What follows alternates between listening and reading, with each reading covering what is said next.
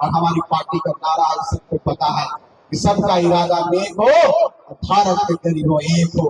कहने का मतलब हम कोई जात पात में विश्वास नहीं रखते हैं, हम सबको लेके चलने में विश्वास रखते हैं, चाहे कोई भी समाज के लोग हों।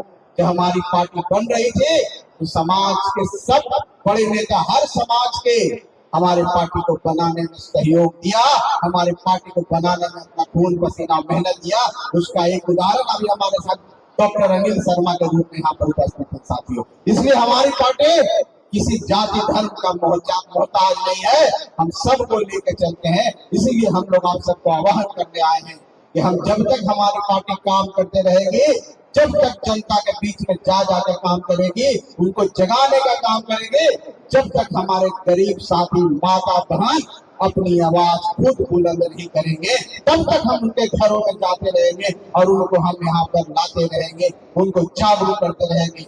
मैं धन्यवाद देना चाहता हूँ अपने नारायण मांझी जिला अध्यक्ष को, राकेश हमारे राजेश जी को, हमारे नंदलाल जी को, शंकर भाई को, जो रात दिन करके रूबी बहन को सब गरीबों के पास जा करके गाड़ी के माध्यम से, माइक के माध्यम से, बाइक यात्रा निकाल करके घर घर जा करके जन जन को हम उनका जो आइडियोलॉजी है, हम की जो विचारधारा है उसको बताने का काम किए।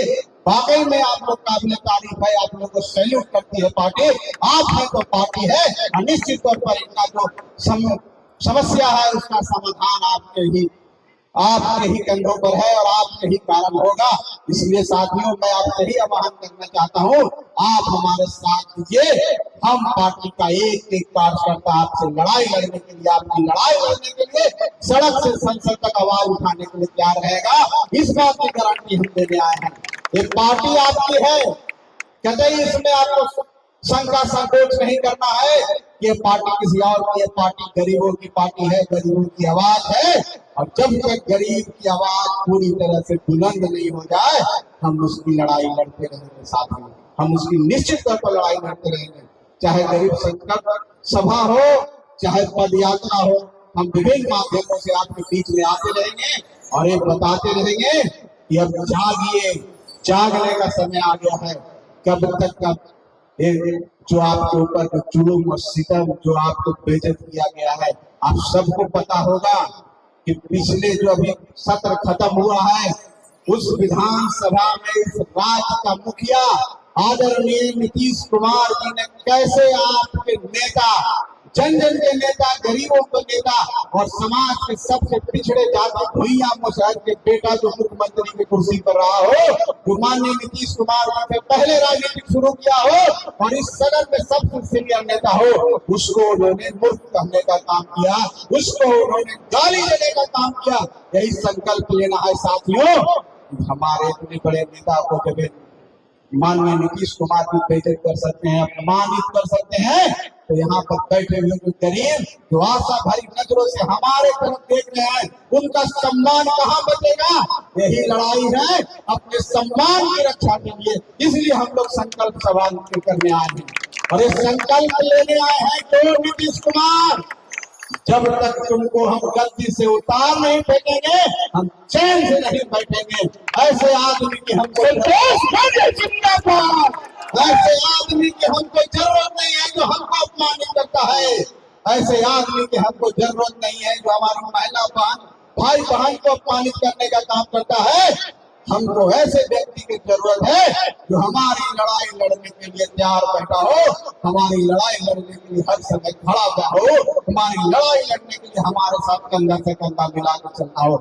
यही संकल्प लेना है कि आज का जो समाज है, आपके पास जो बीत रहा है सरकार के द्वारा, कोई भाई शराबबंदी के बारे में बोल रहे थे, किस तरह से आप लोग को जो बेचारे कमजोर भाई हैं, जो गरीब हैं, झूठे मुकदमों में फंसा करके उनको जेल में डाल दिया गया है।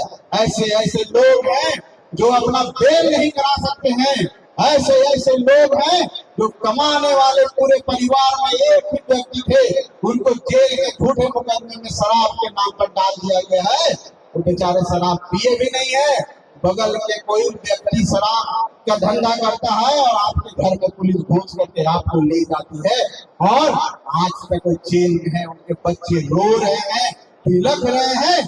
इसी के लिए हम लोग निकल पड़े हैं और हम लोग ने ठाना है कि 25 में इस सरकार को भगा देना है और एक कल्याणकारी सरकार को लाना है जिसका नेतृत्व हम मिलकर करेगा, मतलब हम पार्टी करेगा, उस सरकार को लाना है। तभी गरीबों का कल्याण होगा, अन्यथा गरीबों का कल्याण नहीं होना है। आपके रात में दिन में ऐसे ही पुलिस घुसते रहेगी, झूठे मुकदमों में फंसाती रहेगी। आपके पास पर्चा है, आपके पास जमीन है, पर्चा आपको मिला हुआ है, रसीद कट रहा है, लेकिन वो जमीन आप खोज रहे हैं, तो जमीन है तो कहाँ है, आपके पास नहीं है, वो भूला हुआ है और आप दर दर की ठोकरें खा रहे हैं।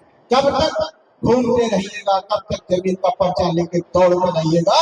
अभी सही समय आ गया है कि हमको अपनी समस्याओं का समाधान खुद करना होगा। किसी के पास जाने की जरूरत नहीं है कि हमको जल नल नहीं है, हमको इंदिरा आवास नहीं है, हमारा विधवा पेंशन नहीं मिलता है, हमारे बच्चे स्कूल नहीं जा पाते हैं।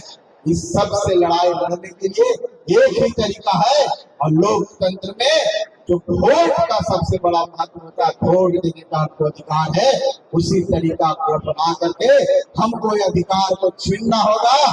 और इसके लिए आपको एक होना होगा, तो सब गरीबों एक हो जाओ और हम के साथ हो जाओ, सब हम बन जाओ, और हम जब बनेगा तो इनकलाब निकलेगा, इनकलाब क्रांति लाएगी और यही क्रांति बदलाव लाएगा।